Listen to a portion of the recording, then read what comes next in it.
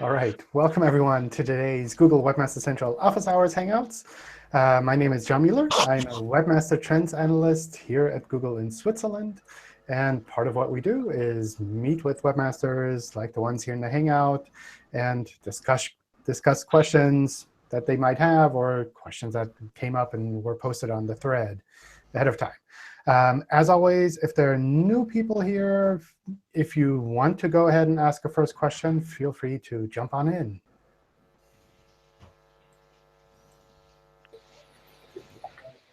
So I have a question. OK, go for it. So we're migrating to HTTPS, but also changing URL structure to consolidate some subdomains. And I was curious about if there's a better approach between these two, whether it's serving a 301 with a no cache header or a 302 and then like waiting a few days to make sure we don't have to roll back and then serving a 301. Is there more risk with either of those approaches? Either way would probably work. It would be OK? Yeah. I mean, it's not that we would lose anything with a 302. It's essentially just at the first moment, we'll look at the 302 and say, oh, you want the redirecting URL to remain indexed. And if you're just testing things for HTTPS, then maybe a 302 is better because on the client side, it wouldn't be cached. But once you're committed to moving to HTTPS, I'd switch that out for a 301. For a 301. OK. And at like a high level, is there any approach that mitigates risk because we're not only migrating to secure, but also, again, changing the URL structure? Is that sort of a complicating factor there? Yeah, definitely. So basically, we have to re-understand your website in a case like that. So that's something I wouldn't do frequently. I mean, sometimes you have to do it just because you need to clean. Yeah, it's sort of a one-time thing.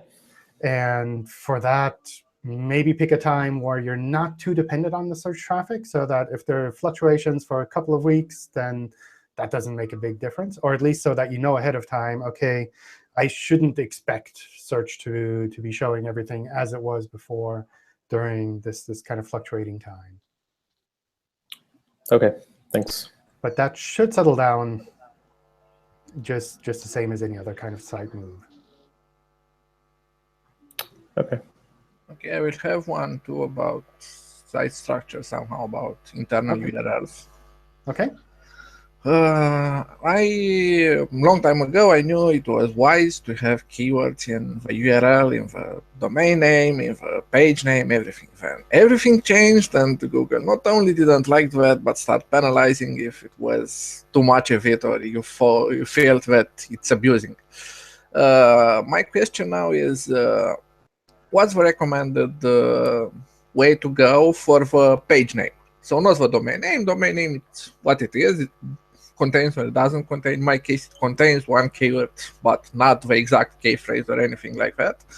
But about pages themselves, should I make them keyword rich? Should I go with just the natural title, and which includes keywords and have them there, or should I just remove the keywords from the title? Or it's just not a factor, and I can use simple page equal 1, 2, 3. Yeah, I would focus on other things before. Of course, search. but so that's tiny thing because it's a settings there. And yeah, but from the search point of view, at least for us, it's like such a small factor that it's not worth worrying about from the search side. So I'd think about like how your users react to that, how they link to these pages. And for the most part, I assume for users, like having something with some text in it is easier to remember and easier to link to than a random URL number, for example. So personally, I'd go for something that has some text in there, but I wouldn't put that text there for search engines. So I wouldn't try to stuff as many as the keywords in there as possible. Of course, no, not talking about stuffing. Kind of reasonable that works for users. OK, so basically use the title which I have with article would be a good option. Sure. And keep having a date in case somehow I'll go with Google News, because it's kind of news site, but is also having news. And I know there you must have in the format that numbers, 5 different numbers. Don't remember exactly now. Have it noted. Oh, yeah. I remember have a vague memory that something changed with Google News there. I don't know for sure. I believe if you put it in very your answered. file. Yeah, if you have a sitemap file, you don't. If you have a sitemap file, you do not need the digits in the URL anymore, I believe. Oh, so then I could just go with a title and everything Sure. would be fine. Okay, thank you, John. I mean, I can't authoritatively speak for Google News, but Barry definitely has experience. And Mihai too. And Yeah, OK. that's what I like here. It's not only that you are very kind and explain pretty much everything, but a lot of our knowledge people who jump in and help when needed. That's So good. I I think could it's go awesome. on vacation. Yeah. No vacation for you. All right. OK, let me jump through some of the questions that were submitted. And if you have comments along the way to these questions, feel free to jump on in. And I'll leave some time towards the end as well for anything else that you might have. We use filters and categories and subcategories in our eShop. We have over 30 million products. And based on that, we have to change almost every day, most of them. We have 2 different questions. We don't want to lead Googlebot to thin pages. So when category filter reaches less than 15 products, we set a meta tag to robots no index, no follow. Is this OK? That sounds pretty good to me. Let's see how that goes. And then a question about the crawl rate of no index, no follow URLs. So Googlebot will probably be crawling a lot of these pages. We'll find the no index, no follow, and that's fine for us. So usually what happens is we have enough capacity to crawl your website anyway. So we can dig through a lot of these pages and just ignore them if they're no index. You can also guide us a little bit if you know ahead of time which links lead to no index pages, and maybe put in rel no follow on those links. So depending on the way you have your site structure set up, that might be an option. If crawling these no index pages is a critical burden on your server that causes problems for normal users, then I would consider using a robots text file and really blocking crawling of those pages completely. It doesn't prevent them from being indexed completely, because we don't know if there's a no index there or not. But at least the content isn't there. And usually they don't rank for any of the content that might be on that page. But that's something I'd really only do if it's really critically hard to actually crawl all of those pages, if your server is overloaded and really can't handle that load. The second part here is we have some brand temporarily without products. Can we redirect users using a 302 to a category with the same products, or like almost the same products, or do we need to show a 404 page? If you essentially have a replacement page for the existing page that's currently not existent, then a redirect might be an option there. I think a 302 helps users because that's not something that gets cached on their side. So what would generally happen is they would go to that URL again. And if you suddenly do have content there, then that would be visible. Otherwise, they would follow that redirect to the other page. So that would be fine in that regard. Next question here. You said that Panda was granular. Can you explain it a bit in layman terms, as we have Panda issues? So we're going through category by category, making content specific and adding value where we can. Are we correct in thinking that Panda will gradually get lifted as it sees these investments throughout the site, or do we have to wait for a Panda update? That's correct. This is something that happens over time automatically. It's not necessarily from one day to the next, but it does happen automatically as we reprocess those URLs and reprocess all of the signals associated with those pages and understand that these pages are essentially a lot better. So I double-checked to try to figure out what your site was, to see if there's something more specific I could say there. I noticed you have a post in the help forum. And one of the things I noticed there is you have a lot of local information, a lot of local offices that you're essentially providing there.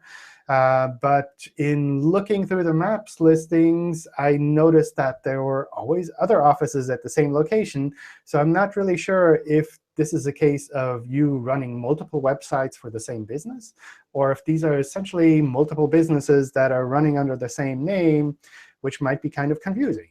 So what I would generally recommend in a situation like this is to kind of fold those pages together and focus on having one website that's really fantastic, that leads users to that local store that you have, and to have one maps listing that's associated with your website, so that you don't have the situation of users coming to your business and not really sure like which business they're going to, and like which business they should recommend if they get fantastic service from your business.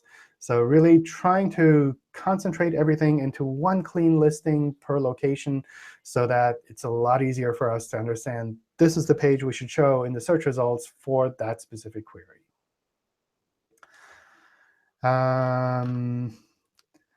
Let's see.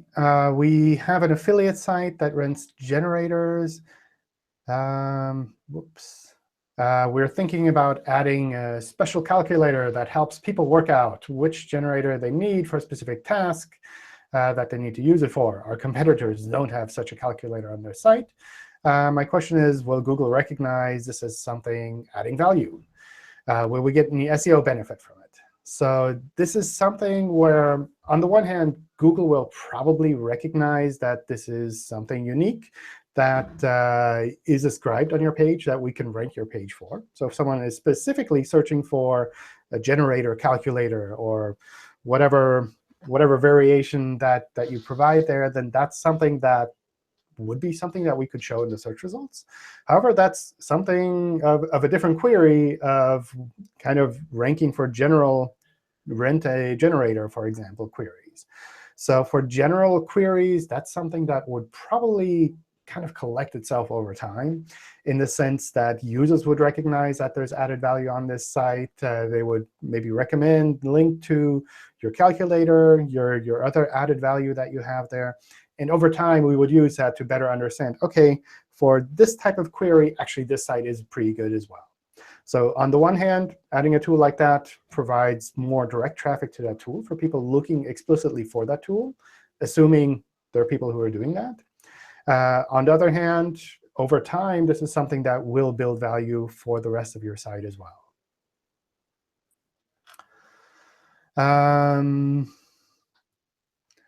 Let's see. I have a question on structured data and decimal places. Does Google support the use of up to 4 or more decimal places per unit pricing on structured data? For examples on schema.org and Google Structured Data support pages lack the depth, and Webmaster forums have no confirmed examples. I need to double check with the team on that. So if you have an example that I can send to the team to look at, that might be something to do. Another option might be to kind of bundle the pricing into groups that make sense for your users. So for example, if you're selling nails and you don't want to price each individual nail, you'll have like a pound of nails or something like that. And you'll have that unit as the unit that you're selling. Depending on what else you're selling, maybe you'll have like a, I don't know, 12-pack or 100-pack. And that's something that you would be selling there. And that would kind of decide the price for that unit that you're providing in the search results. But if there's something that doesn't quite fit into that, then feel free to send me a note with some examples so that I can take a look at that with the team here, and we can figure out what we need to change on our side or what we could recommend for your specific use case. Next question here is, my question is in regards to Google's recent announcement on the mobile-first index. Currently, we've been told to Implement annotation for separate mobile and desktop sites as best practice, but would the mobile canonical tag pointing to the desktop version confuse indexation once mobile-only index begins in a few months? Would the canonical tag from the mobile site be transferring the link equity to the desktop pages? What's the best recommendation? So in general, we haven't made an announcement on this yet. Gary has been talking about it occasionally at conferences for quite a while now, that this is something that we need to figure out. Most of our users are using mobile devices when they're accessing our search results. And so we need to make sure that the search results that they see reflect what they would see on their devices. So I would hold tight there. And once we get closer to having something more concrete, we'll definitely inform you through the blog or the normal other channels that we have, so that you're not stuck in a situation of not knowing what to do. Does it decrease quality of my page if I include throughout my article references to other content on my site in this manner? Read more, name of article, not just below the post, but inside it as well. That sounds like a reasonable thing to do. If you have cross-links like that, that seems pretty reasonable to do. With regards to the anchor text itself, if you constantly have like read more and name of article in there, I don't know if that's the perfect approach. Sometimes it makes sense to just like link part of the text and link that to a specific article. But essentially, that's totally up to you. That's something that users will value when they read your pages and they realize, oh, there's actually more detailed information here on this other page within this website. And that indirectly will definitely help us understand what's happening here on those sites. Would adding product price markup in schema.org, when adding product price markup in schema.org, is there a limited number of decimal places? Oh, wow, this is kind of the same question as before. So like if you have 0.0456 pounds for each individual item, but people normally order them in thousands. Yeah, this is something where if you have specific examples where you think we need to change our documentation or maybe change our policies, then feel free to send that to me. And I can take a look at that with the structured data team to see what the best recommendation there would be.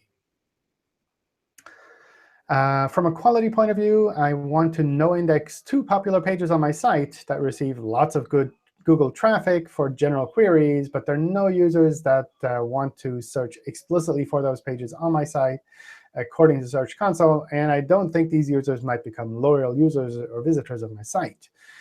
Can I go ahead and no-index them despite the fact that they're ranking, or will it hurt the rankings of my other pages and site overall? So I guess this is almost more of a marketing type question than an SEO question, because you are getting traffic for these pages, but you don't want that traffic. And in general, there are 2 approaches there. One might be to remove those pages or to no-index them. Another might be to move those pages to a site where you do think it makes sense to have that traffic.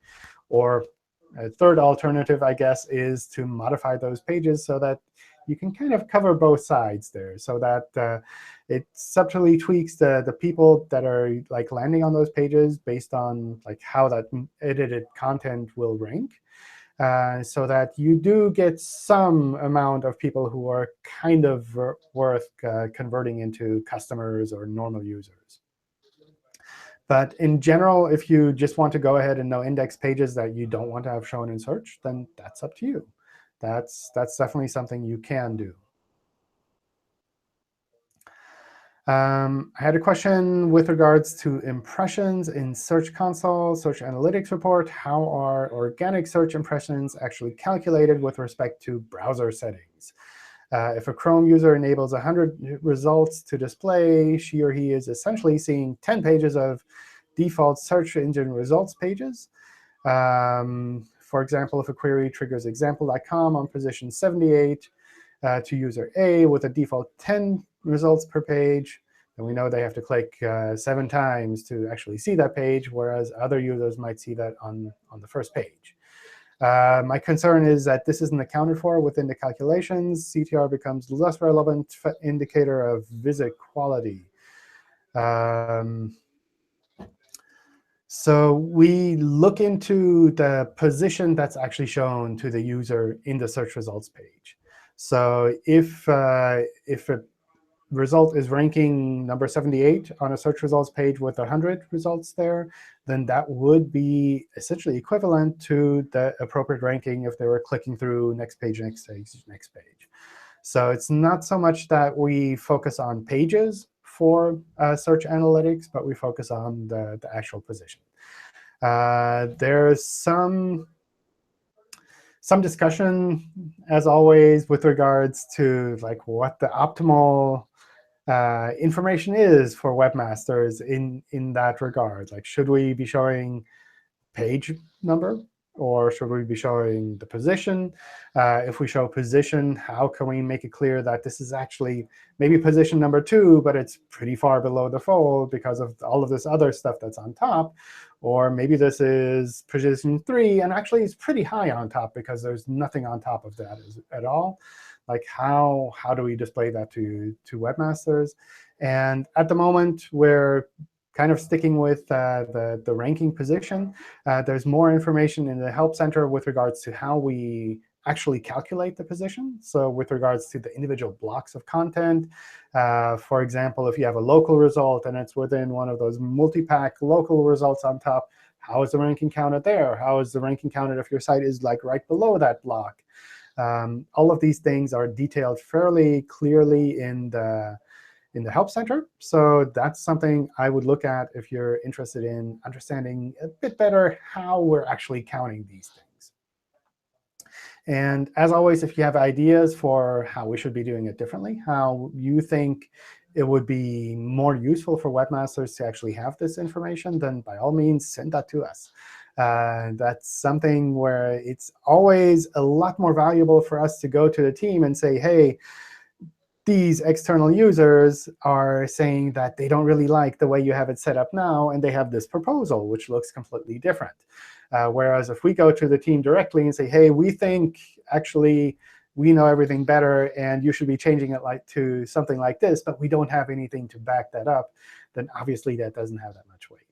But if you have suggestions, send them our way. We can take a look and work with the team on those. We use Pagination, rel next and previous on our e-commerce site. We also have a canonical tag pointing to a view all page. However, I think it's not giving the user the best experience because the view all page shows too many products on a page. Is it possible that Google may look at the view all page and think this is low quality, and because of this, that we're providing a poor experience? What should we do in this instance? Should we no index the view all and point the canonical to the first page? This is something where I wouldn't worry too much about how Google thinks about the quality of those pages, but rather how users actually think about that. And this is something you can definitely test, where you could do like an A/B test and say, OK, for maybe 1% or 10% of my pages, I will switch to canonical to the first page of the search results page. Or I will make my view all page limited to maybe 3, the first 3 pages rather than the first 100 pages. And with that, kind of test to see how users interact with those pages. Obviously, you need to find a metric that you're tracking to make sure that you're looking at the right thing. But this is something that you can really test on your side and try things out on. And once you've figured out which approach makes the most sense for your users, then that's something that I think Google would probably, for the most part, be fine with handling as well. People do pagination on e-commerce sites in very different ways, and Google has to deal with that. And if you do pagination in a really unique way, and this works well for your users, then we should be able to handle that as well. John, may I ask a question? Sure. With the pagination, I've read that when you're you should never have the real canonical pointing back to the first page, because the content on second or third page isn't the same as the first page. Yeah. technically, that's definitely correct, in the sense that, like you mentioned, the content is different on the third and the fourth page. I mean, there are things that you could do, like just put a no index on those pages. For the most part, I assume we would still pick that up and use that like that, though. OK, thank you. So I guess the one thing to kind of watch out for in a case like this is that if there's content on the third page or the fourth page that's not found anywhere else on your website. So for example, if you have products that are listed on the third and the fourth page that are linked to from those pages, and they're not linked to from anywhere else within your website, and you have this canonical setup to the first page, or you have a limited view all page, then we might not find that link to that content. For the most part, with normal e-commerce sites, that's less of a problem because everything is so kind of interwoven and interconnected in that we can find any specific product page linked to from a bunch of different pages within the website. So for the most part, that's probably not something you really need to worry about. I'd still kind of double check to make sure that that assumption is actually true in your case, and not that you have like one product page, and this is the only place where you list all of these products. And from that one long listing page, you only have a small section that's actually indexable. We use the recognized Google Partner Company for our third-party reviews, as well as marking these up with schema.org. We're thinking about adding some of the actual reviews content to the associated pages so customers can easily read what people are saying about us. Would you recommend adding a do follow link to the associated review next to this content so that Google knows it's genuine? Also, would this help us with regards to Google identifying these as quality pages, or would doing this have no bearing whatsoever on that side of things? So I wouldn't worry so much about do follow or no follow link there. That's essentially up to you, depending on the situation, how that content is connected to your website.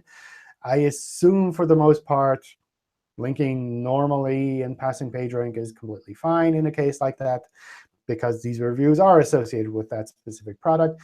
Taking some of those reviews and putting them on your page is also perfectly fine. One thing I would watch out for, though, is if you're marking these pages up with structured data, then pick one of the two versions to actually mark up with the reviews. So don't mark up both pages, because that can get a bit confusing for us in that regard. But putting some of those reviews on your pages, I think, is perfectly fine. It's essentially a type of testimonial, right? Hey, John, can I jump in with a quick question? Sure. So I was going to ask this later, but I'll ask it now. So I have a site. It's an exact match domain. It's been around for many, many years. And the site's not ranking the way you would expect. It ranks for long tail queries, but it doesn't seem to rank for even close to any head terms. It does seem to have some quality issues that could be cleaned up, but nothing that looks that bad to me. This was related to an email I sent you before. I don't know if you received that email. I can type the, I don't want to mention publicly, but I can type the URL in the chat if you want to take a quick look at it. I probably need to take a look at it afterwards to see what's actually happening there, because doing that live is always a bit tricky. It's, sure, yeah, the computer explodes and what's going on? Well, let me ask you this then. So there's been a lot of people who've come on your Hangouts before and have mentioned that they've been having trouble ranking exact match domains, not necessarily for the query that the domain represents, but even generally for queries. Can you talk a little bit about Matt Cutts mentioned at a conference in 2013 that exact match domains might be a little spammy or considered a little spammy. Can you talk a little bit about that? Yeah, so I guess for us, it's not so much a matter that something is an exact match domain, because that sometimes just happens naturally, but rather the combination of exact match domain and low-quality content, and the very frequent combination there of just essentially doorway sites. where you're taking exact match domains and you're kind of swapping out individual keywords, where you're like swapping out city names or swapping out different attributes of the product. So wooden garden furniture, metal garden furniture, winter garden furniture, all of these variations. And quite often, it's more a matter of these being essentially low-quality doorway sites than them being exact match domains. Because sometimes you have a brand and people are searching for that brand, and it is a combination of different keywords that you've been focusing on for years and years and years. And just the fact that it's an exact match domain doesn't necessarily mean that it's bad. So it's really more that combination of exact match domain is a really common attribute of all of these doorway sites. And from there, essentially, if you do have a collection of doorway sites, and we look at that, then based on them being doorway sites, that's actually something that we would take action on, either algorithmically or manually. Right. So you wouldn't say that, would you or would you not say that exact match domains have to make sure they're squeaky clean and really above board in terms of quality, probably even more than other sites? Not necessarily more than other sites, I'd say. I think they just have a bad reputation. Oh, OK. Fantastic. Great. Thanks, John. May I have one about quality too? Sure. Okay, I remember I read somewhere, don't know exactly, but I think in the raters guidelines, that there are a kind of site that fall under your money, your life category. Something about finances, health, and in my case, nutrition. I have a site with a lot of nutritional info. I try to cover a lot of products in my native language, where this kind of info is kind of missing. And I want to know what exactly is different for this kind of sites. It says there that it requires a higher level of trust or something like that. What can I do as a webmaster to make sure everything is OK? I mean, I have to have even better quality than normally. I need to have quality from, I don't know, qualified doctors, or what could I do in order to make sure that I'm on the good side with this kind of sites? I mean, content is OK. It's definitely not spam. It's quality, it's informative, but I'm kind of afraid that there are some extra requirements that I might miss.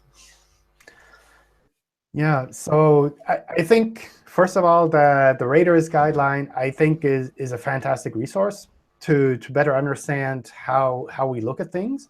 But it's important to keep in mind that the raters guideline isn't something where someone is manually going through the search results and saying, this site should rank well, this site should not rank well, this site is bad, this site is good. But rather, these are raters who are reviewing algorithm changes that we make. So the algorithms don't have this kind of classification, your money, your life sites? Not necessarily, no.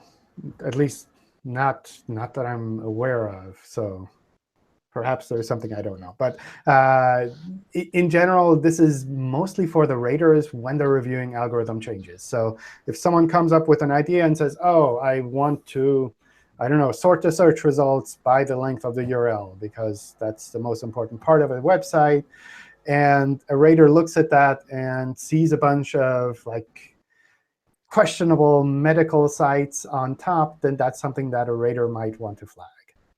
So just to be sure, we're not going to sort the search results by the URL. But if this was something that we wanted to test, then we might run that by the raters. And they would tell us that this is probably a bad idea. They would look at two search results next to each other, one with the current setup, one with the tweaked setup, and they would say, oh, these are bad, these are good.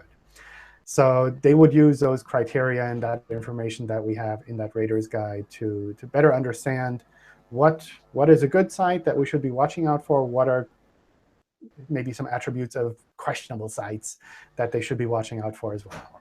But in normal world, there is really no difference between a site in one of these categories and another site. Nothing I have to worry and do different.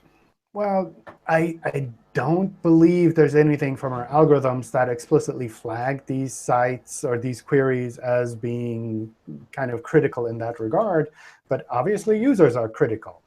So users might look at the site and say, oh, there's a bunch of medical information here, but there's nothing to really back this up. There are a bunch of ads on here. I don't know if someone just took maybe some medical information and ran it through a text spinner and came up with this page. And is this something I can really trust? Is this something I can kind of recommend to other people? And those are factors where users are probably going to be a lot more critical than our algorithms. But it's like I said, I don't believe it's the case that our algorithms are specifically looking out for those kind of sites and applying a higher quality threshold there. John, just a quick question. Are you aware of any problems with Google Analytics over the last week? A few people, including us, have seen it. We're watching our traffic on a particular day hourly, and then suddenly refreshed and doof, drops. And a few people have been reporting something similar. I don't know. I don't know about Google Analytics. Not really sure what that could be. So I know with Search Console, we've been having some issues with the hreflang report, kind of jumping up and down. But I don't know. Like analytics, Google Analytics shouldn't be reflecting that. Just a couple of threads on the kind of webmaster community Google forum about people saying that, and they kind of took screenshots before and after. I don't think it's a traffic issue. I don't think it's people seeing drops in traffic. I think it's a reporting issue. But if you're not aware of it, then I guess that's... I have no idea what might be happening. I mean, this is something that you could probably test if you have a second way of tracking the traffic, either the server logs or maybe another tracking element on those pages. That might be a quick way to kind of double check, is it like a display issue, or is it actually a change in my traffic? OK, cheers, thanks. All right, let me grab some more questions from the thread, and then we can open things up for more general Q&A. How would you describe, in your own words, a site that offers a great user experience? How would you spot one? This is one of those endless questions where you could talk forever. My recommendation there would be to take a look at that old blog post from Amit Singhal with the 23 factors of a quality site, and see how much of that applies to you, to your site. So from my point of view, if you're specifically just looking about user experience, my general thing I watch out for is that a site lets me do what I'm trying to do as quickly as possible and doesn't get in the way too much. So just from a user experience point of view, if I need to complete some specific task, then help me do that as quickly as possible so that I will return to your site again and complete similar tasks whenever I need them. But there's a lot more with regards to quality content and general site quality that's available out there that kind of flows into this as well, where some of that is definitely in that blog post by Amit Singhal. Other things are things that you can do with user studies fairly frequently. So this is something that always surprises me, in the sense that when you get a bunch of users together and you bring them in a room and you watch them work with your product, after you give them a task to complete on your product, that you notice all of these weird small quirks that get in their way, that confuse them. So kind of having a small user group and seeing how they complete tasks in person, it can be really enlightening.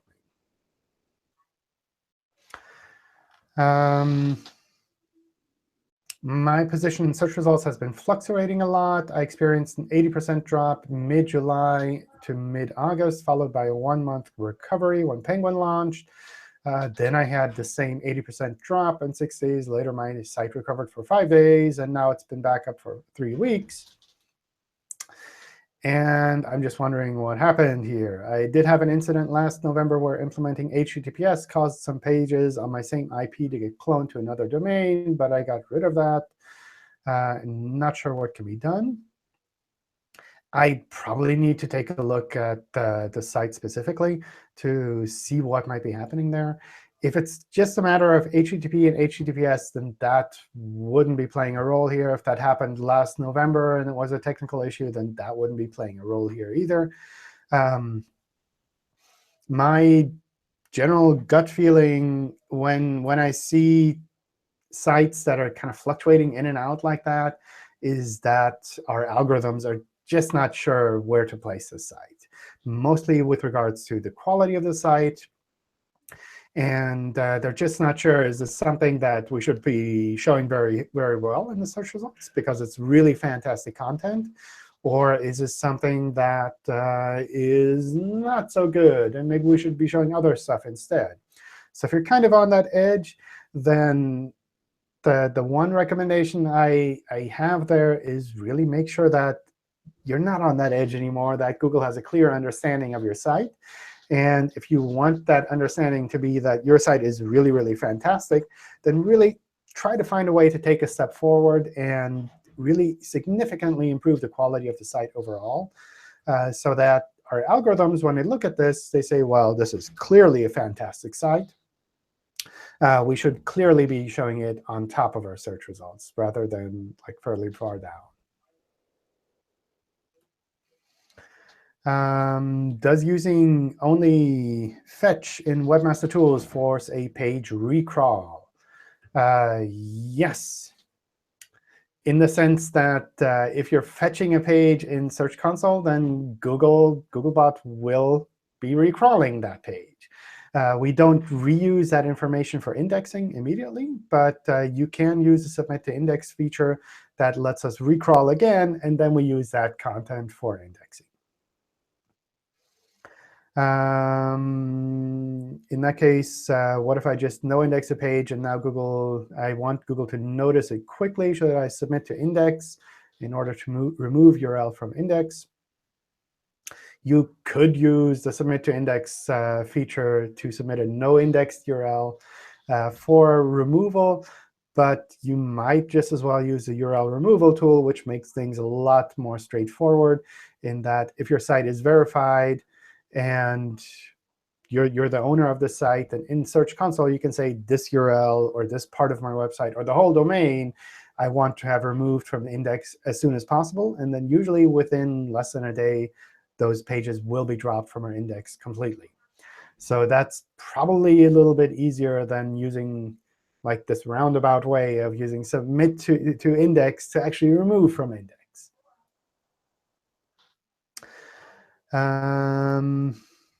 Let's see. If I hide my h1 tags for aesthetics reasons on my site, can that result in some kind of a penalty? I hid my h1 using CSS since they were the same as the title tag and didn't seem to add much to the page. I realize I'm not ranking as well as I expected. Could this be the reason? So in general, not ranking as well as I expected is something that's harder to diagnose than just looking at the h1 tags. So we use a lot of factors for crawling, indexing, and ranking. And the visible content on a page is something that we do take into account. But if you're hiding this content, then from our point of view, we assume that this is not really relevant content for your page. If it's relevant, then obviously you would be showing it. So that's something where if it's relevant, then let us know about that and be clear with your signals. Don't say this is a heading, but actually Google ignore it. But rather make it clear that we can pick it up and see, oh, this is a heading. And you show it to users as well as a heading. So therefore, we can assume this is really an important part of your page. One technique that people have used, I don't know, in the last decade or more probably, is just use h1 tags and style them as normal text and assume that because they're h1 tags, Google will treat this as being more important content.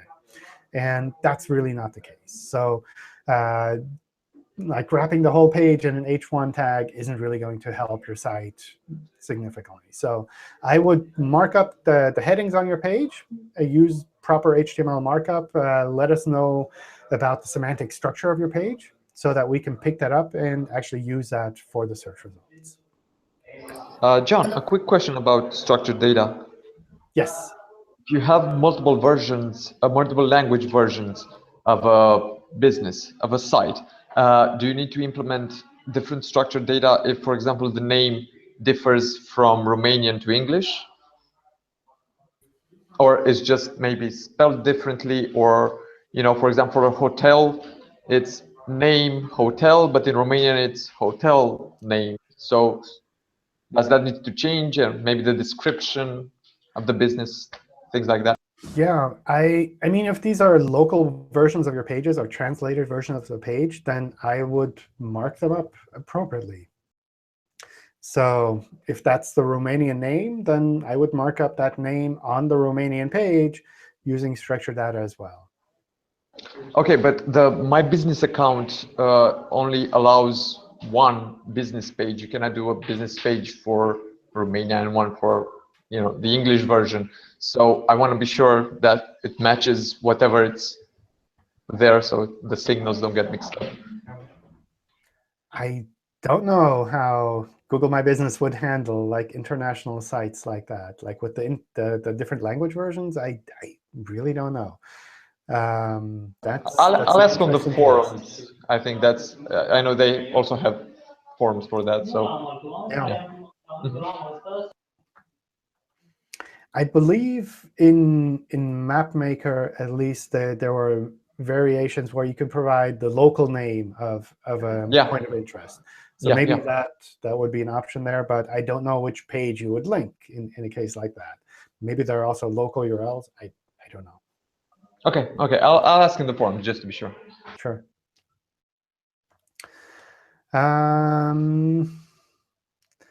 Would really appreciate if you could talk a bit or point me to a resource about the effect of ads on my site, with mention that I'm not talking about sites that obviously abuse them, but about the site that generally wants to cover some of their expenses. So would a site with, for example, just a standard top banner ads or ads block be penalized in any way compared to a site with absolutely no ads?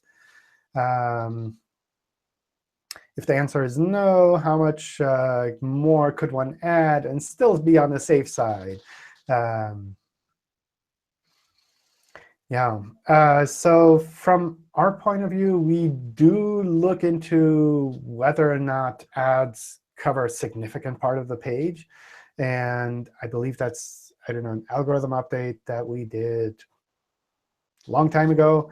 In the meantime, I recently saw that it's still being used. So this is still something that we're watching out for, in the sense that if a user comes to your page, then we expect the above the fold content to at least contain some significant amount of content that's matching what they were showing in the search results. So if the above the fold content is all just ads, then obviously from our point of view, this is a confusing page for users to land on.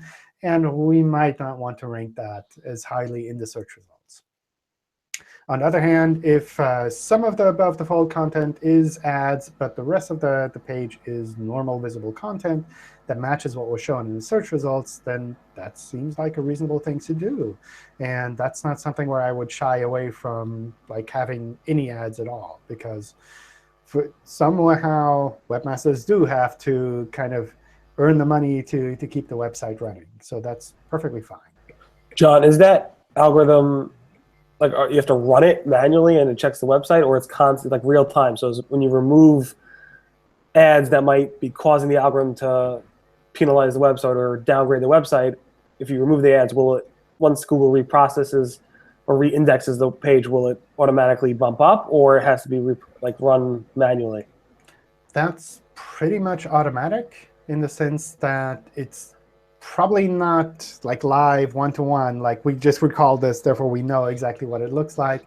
But it is something that's updated automatically. And it is something that when you change those pages, you don't have to wait for any manual update on our side for that to be taken into account.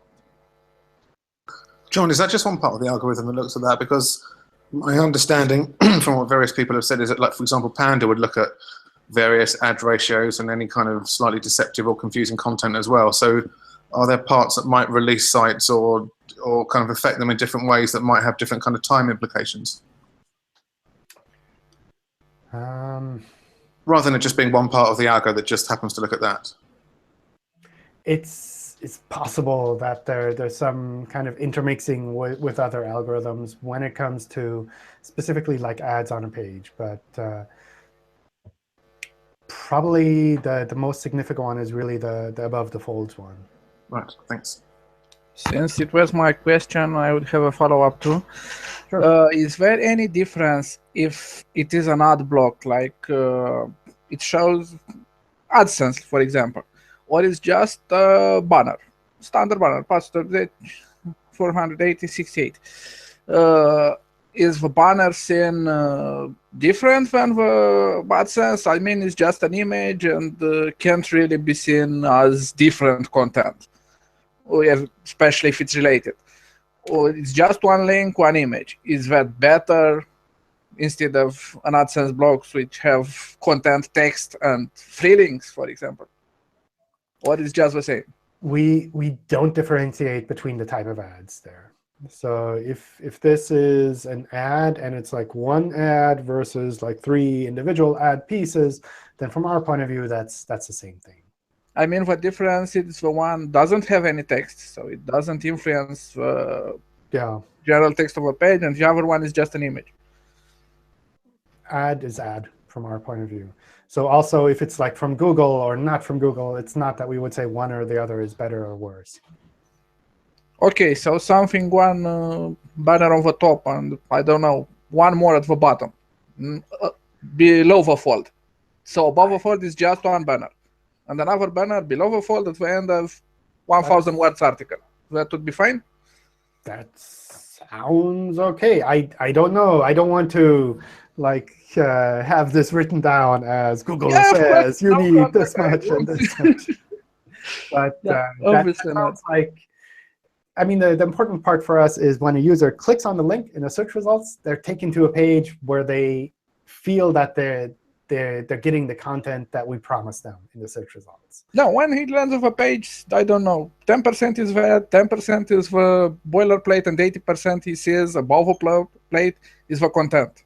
That's and if he scrolls down, the percent stays the same. 80% main content, 10% boilerplate, 10% ads. That's fine. That sounds good, yeah. Okay, thank you. I will note it down. If I get penalized, I see you on card.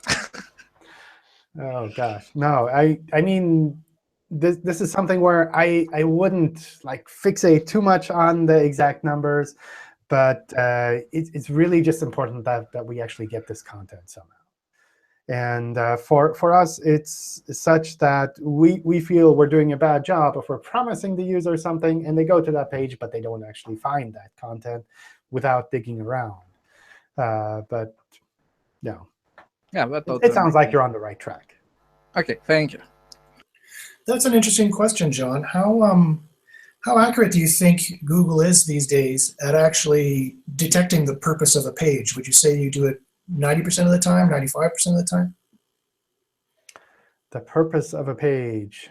I've always been amazed at your ability to crawl a page and determine what the purpose of that page was, if it was a sales page, and give the appropriate page to the appropriate search query. Yeah, I don't really know like how we would come up with those metrics. But it is something where I know we work really hard to understand the context of these pages. And this is something that we've been doing for a really long time. I mean, this is essentially how AdSense works, for example, in the sense that you put this snippet of text on your page, and Google goes and looks at that page once and understands, oh, this page is about this topic, therefore I can show ads that match that topic. So that's something which we've been working on a really long time now, and we use that for search as well to better understand which pages are about which topics. With the knowledge graph information, a lot of that comes in there as well. So that's something where I hesitate to give an absolute number, but I know we have some really, really smart people that are working on this problem, and they've been working on this problem for a really long time, and it's really important for us that we get this right.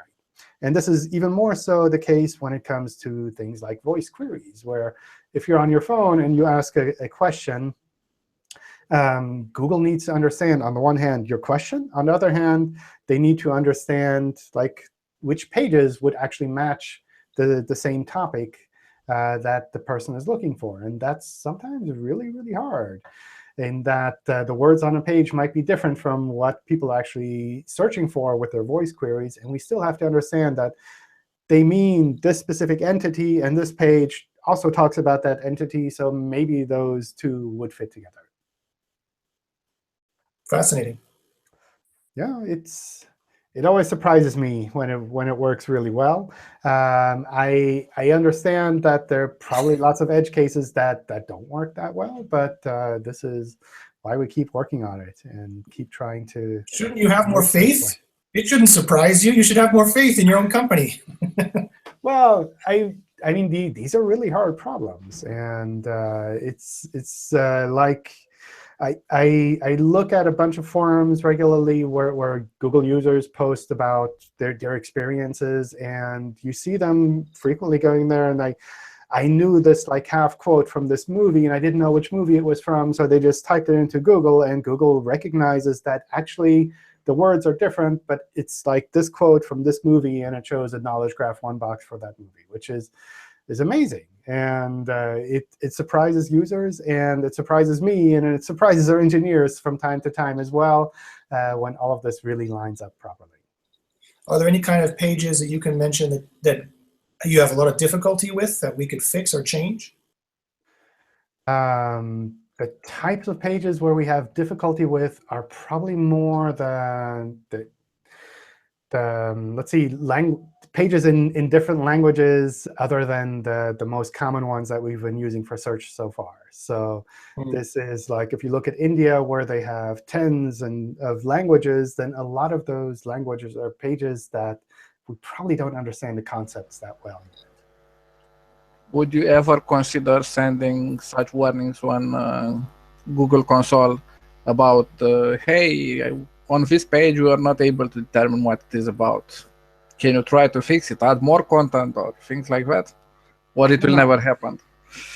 It could happen, but I mean, if you suspect fail to understand it, not it will anytime benefit soon. everyone.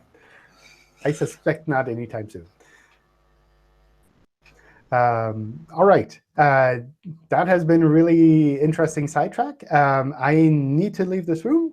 Someone else is waiting. But it's been great having you all here again. And hopefully, I'll see you again in one of the future Hangouts. Thanks again for joining, and have a fantastic week. Bye, everyone. Thank you. Bye, John.